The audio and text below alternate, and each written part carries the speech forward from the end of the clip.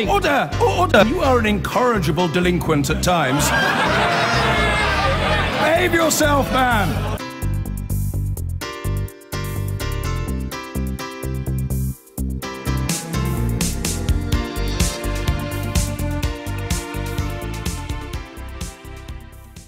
Now, the government will put more flesh on the bones of its grammar school policy later today with a new green paper and a statement to MPs. Some councils are reportedly already making plans to create new grammar school places. However, there are big obstacles in the way before the plans become reality. Education Secretary Justine Greening will spell out her plans in more detail in the Commons this afternoon. The government wants to allow all state schools in England to select pupils by academic ability in the right circumstances and where there is demand. £50 million of new funding will also be allocated to help existing grammar schools expand. The Sunday Times reported that 5 councils are already considering taking advantage of the changes. They're Thurrock, Kent, Bedfordshire, Northamptonshire and Windsor and Maidenhead. But opposition to the proposals is already being voiced. Labour says the plans will entrench inequality, and even within the Conservative Party there is fierce opposition. Justine Greening's predecessor, Nicky Morgan, said the plans would be at best a distraction from crucial reforms to raise standards, at worst risk actively undermining 6 years of progressive education reform. Let's talk now to our political correspondent Eleanor Garnier, who's there in the sunshine for us. Eleanor, tell us about the Tory opposition, because with the majority that Theresa May has, there could be problems in the Commons.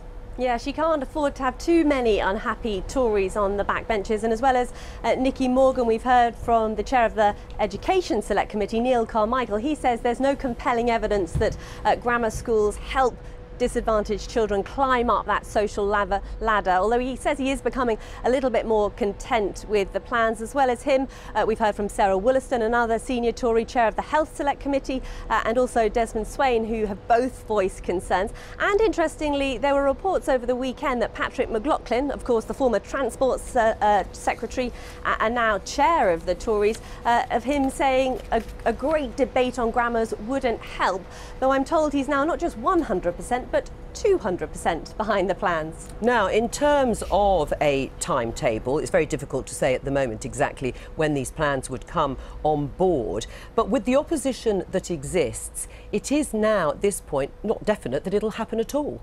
That's exactly right, and we have got, as you've reported, councils already making plans, but these changes will need legislation to get through Parliament. And we've already talked about opposition in the Commons, but even if Theresa May does manage to get some of these ideas through the Commons, she's going to have a difficult time in the House of Lords, where of course the government doesn't have a majority. And we've already had warnings from people like Baroness Smith, the leader of Labour in the Lords, who said that the government doesn't have a mandate. These ideas were not in the government's manifesto, and that it will have a challenging time getting this through the House of Lords. So, just briefly, and I was going to say, so what's pushing this? What's driving this for Theresa May? I think that's really interesting, because actually I don't think there was a clamour of backbenchers banging on Theresa May's door to get this policy through. I think we should reflect on her own experience at school. She went to a grammar, as did one of her key advisors, Nick Timothy, who has a lot of influence behind the scenes at Number 10. Remember also her cabinet, 20 of her cabinet went to state school, around half a dozen of those grammars. And also, I think, remember what she said on the steps of Downing Street when she took office. I think this is also an appeal to those who feel left behind and left out. So she's also saying, I'm going to be radical. Despite presenting herself as that continuity candidate during the Tory leadership contest, she's saying, look, I am prepared to make a stamp on this and be a little bit radical. Eleanor Garnier, thank you very much. Well, joining us now is the Conservative MP Mark Field, who is in favour of reintroducing grammar schools. Welcome to the Daily Politics. But how do you explain selective schools working for everyone? It's a contradiction in terms. They don't. I think they do work for everyone. I mean, I think it raises standards, it allows choice for parents. I think the other thing to remember, and it actually goes back to your previous discussion, we're living in a very different world today. We're now in a world of having to compete internationally. And one of the strengths, I think, of what Theresa May is proposing here is not a throwback to ideological battles within the Conservative Party and beyond about grammar schools going back to the 60s and 70s. It was a big ideological battle. It was at that time, and many of us were involved as a pupil at that time. It's one of the things a Labour council trying to close down my school made me a Conservative from my teens onwards. But no, I mean, I think the real issue is that we're now living in this very competitive global world. Look at India, look at China, look at the cultural passion they have for education. This is something that is very important. And I think what I think is key here is not to look at this simply as an issue about grammar schools. She's put a warning shot across the bows to independent schools. We're looking at making faith schools work across the country. But I think the other thing is, and I hope we'll see more meat on the bones, not just with Justine Greening's statement, but in the months to come, about technical schools. Right. Making sure that we have the best education for all of our young children. That means selective education in the apprenticeship, in the technical area for those who are gifted in that area, as well as the academically gifted having the opportunity, at least, of grammar schools more widely. Right, but you say they work for everyone and because they raise standards in other schools. But the figures don't bear that out. I mean, the figures show very clearly that where there are grammar schools, where there have been grammar schools, children on free school meals perform less well than in areas where there aren't any grammar schools. So not only does it select only a few pupils who will have the benefit of a grammar school education, it disadvantages those who don't go. Well, hang on a minute. I mean, the difficulty is, I mean, there are relatively few grammar schools left, 164 in the country as a whole, mainly in leafy middle-class suburbs. Right, but they don't work because in the way actually, that in the just sort of said. seat that I represent in central London, where I know that the Chinese and Bangladeshi population would give their eye teeth to have the opportunity of grammar schools. Those schools were the first to be abolished. They didn't have the active parents who were able to preserve them in the 60s and 70s when this culture war took place. Are you saying then that free schools and academies, which were championed by the previous government, have been a failure? No, I don't think that at all. So why not put the resources into those? Well, we are going to continue to put resources. There's not a sense of having an entire change of direction. And my own view is we probably are talking about a relatively small number of new grammar schools being founded. But what we want to give the power, obviously, for those who are in the existing grammar school areas who desperately want to have more places, partly because of increased population, to be able to do so. Heidi Allen, are you going to be supporting this? Honestly, I'm not sure. I'm looking forward to hearing Justine's statement this afternoon.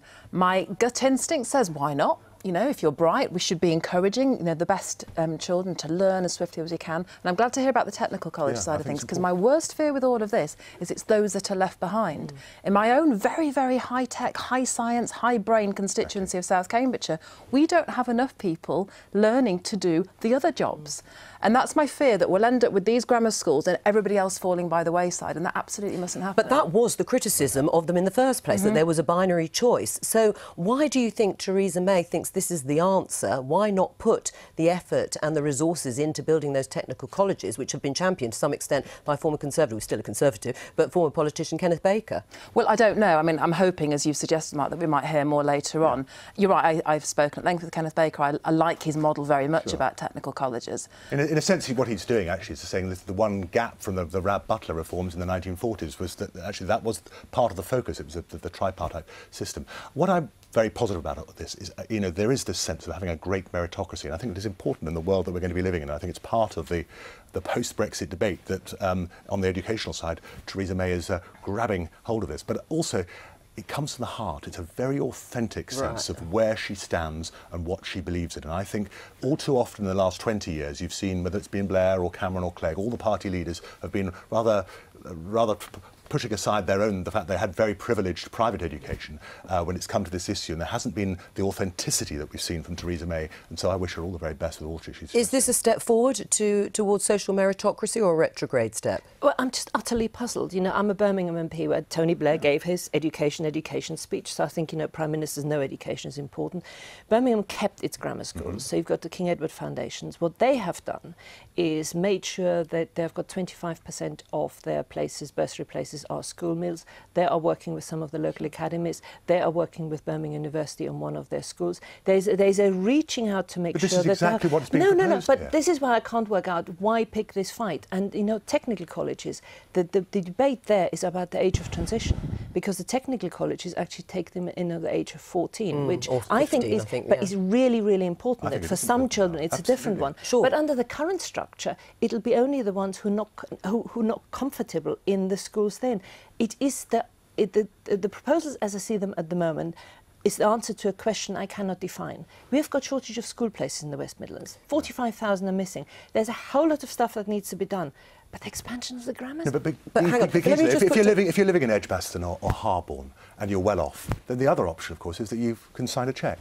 And actually, why should the very best education be exclusively in the preserve of those who are well off enough to pay for it? But people would argue it still will be under grammar schools. No. It will still be the preserve of those who can afford to pay for expensive tuition. And the problem is that we've seen an increase in tuition privately at home of kids going to all sorts of schools. It's very expensive. And there will be a race then to try and get their kids in via expensive tuition at home, which most kids won't be able to afford, or their families won't be able to. I think, listen, of course, there will be some people will game any system. Any system is there that can be gamed. It's not some, No. Mark, from my own experience, I assure you, everyone who can afford it does it, and they get ahead for all those pupils. Of course. I mean, that's what happens. Sounds a personal response here, Jones.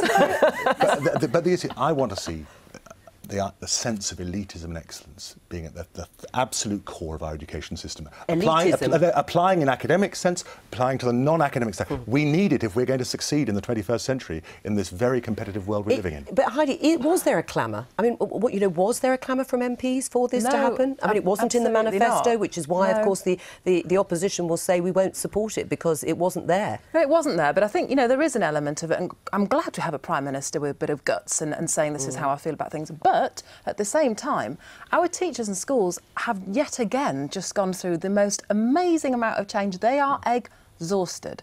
We can't recruit. We don't have enough teachers. We're losing them at a rate of knots. More change, I fear, is just going to put more pressure on the system. And frankly, for me, I would rather see the effort and energy and money put into getting the fair funding right. Right. Yet again, that's been shelved. Well, that should have come first. As I say, Heidi, I don't think we should sort of overestimate just how many schools are going to go down the grammar school route, but it gives an option open. An option is a great there thing. for parents. This will take time, but we need to get our best selective education right. And I think I'm wholly in favour of what's being proposed. And as I say, this whole issue of mandate, I mean, it's a bit rich to see someone like Nick Clegg going on about mandate. Who ever voted for the coalition? He obviously managed to have 5 years in office. Too many of our problems economically and in education were parked rather than being solved by the coalition. I don't think he's a member of the Liberal Democrats. But not a single person. We can agree on that one. But let's not talk through this idea of a mandate. You don't think that's a problem at all? I really don't think it's a problem. But do you think it'll get through, Mark? You're very passionate about it. Are the unelected House of Lords really going to go and close this thing down? Well, they will use the argument, won't they, of a mandate. They can start down that route. I think it would be very, very foolish for them to do that. I think it would be right. It's right that we should examine in full what is being proposed. And as I say, the fact that we're looking at independent schools, we're looking at faith schools, I think we will look at technical schools as well. It will be an all together as a package, and I think it is something that is, as I say, part of a really heartfelt feeling from Theresa May that she really is passionate about having a great meritocracy, not just for this generation, but for many years to come. Mark Field, thank you very much. Thank you. Now, let's look at what else is coming up in the political week ahead. As we've been hearing this afternoon, Education Secretary Justine Greening will make a statement in Parliament setting out the government's proposals on grammar schools. Tomorrow sees the second reading of the Digital Economy Bill, the first major outing for the new Culture Secretary, Karen Bradley. Wednesday will see Theresa May debating with Jeremy Corbyn at Prime Minister's Questions in their weekly head-to-head. On Thursday, Bank of England Governor Mark Carney will announce the bank's latest decision on interest rates. The Monetary Policy Committee cut rates to a historic low of 0.25% at its last meeting in August. And on Friday, the new leader of UKIP will be announced at the party's conference in Bournemouth.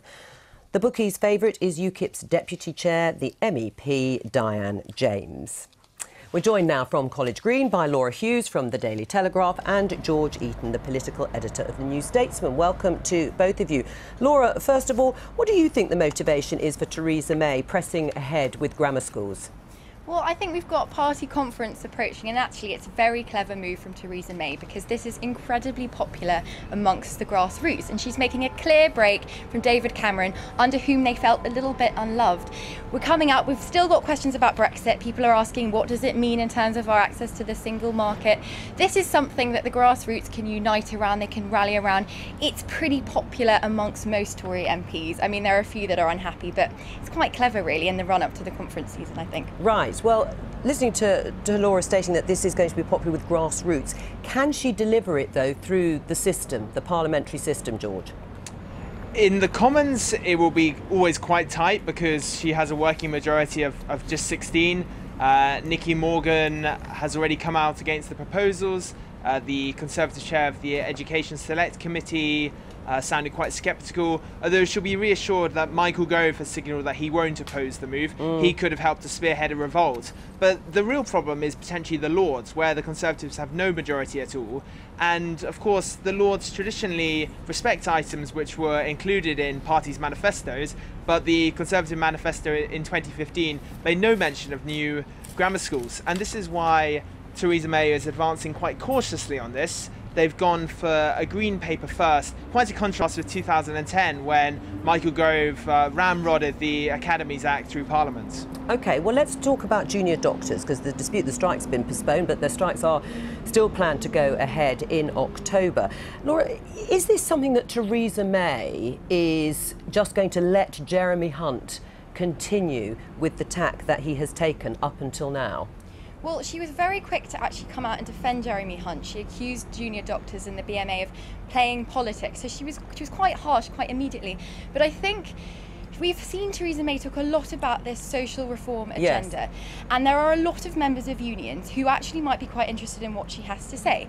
So if she's clever, I think she'll try and appeal to them. They've got this conference this week, and they're really worried about Brexit, and this is something that the two of them can talk about.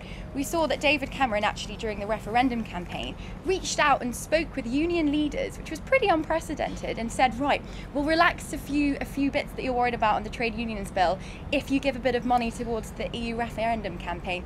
So I think it proves that actually Tory leaders can work with union leaders, and there are union leaders who are worried about Jeremy Corbyn. Yes. They're worried about his policy on Trident. So actually Theresa May, it would be in her interest, I would have thought, to reach out and to show that she's taking a different direction from the previous government. Right, well, if we take Laura's thesis then, George, is this an opportunity in the week of the TUC to try and build bridges with unions, including the BMA? Absolutely. I mean, it's something that David Cameron made an attempt to do at the start of his Conservative leadership. She's made proposals which are quite union friendly, such as employee representation on company boards, more shareholder control of executive pay. But with the NHS, the big question, as it often is for governments, is where's the extra money coming from? The service is making it clear that it needs significantly more money just to maintain services at the level that the public expect, let alone moving towards a new 7-day service. Okay. That's something the Chancellor Philip Hammond will have to likely address in the autumn statement, which we now know will be at the end of November. All right, just briefly from both of you, because we've run out of time. It's a year since Jeremy Corbyn became leader, and the poll ratings are pretty disastrous. What do you think, Laura, in terms of looking ahead? Well, this is a one-year anniversary for Jeremy Corbyn, and we've seen he's not popular. He's 11 points behind the Conservatives. This is the worst result for a Labour leader a year after they were elected. But really, when we're looking at the leadership election, I think he's going to win that. He's really popular amongst the grassroots of the Labour Party, and for him right now, that's what matters. George? Absolutely. There was one election Jeremy Corbyn's focused on, that's the Labour leadership election. The indicators are that he will win by as much as he did last time, perhaps even by a bigger margin. And of course Labour's poll ratings are terrible, but a lot of the Labour members and supporters don't blame Jeremy Corbyn for that. They blame the MPs, who they say mounted this corridor coup against him, who have made Labour look disunited and chaotic, and who they now want to unite behind the leader. Thank you both very much.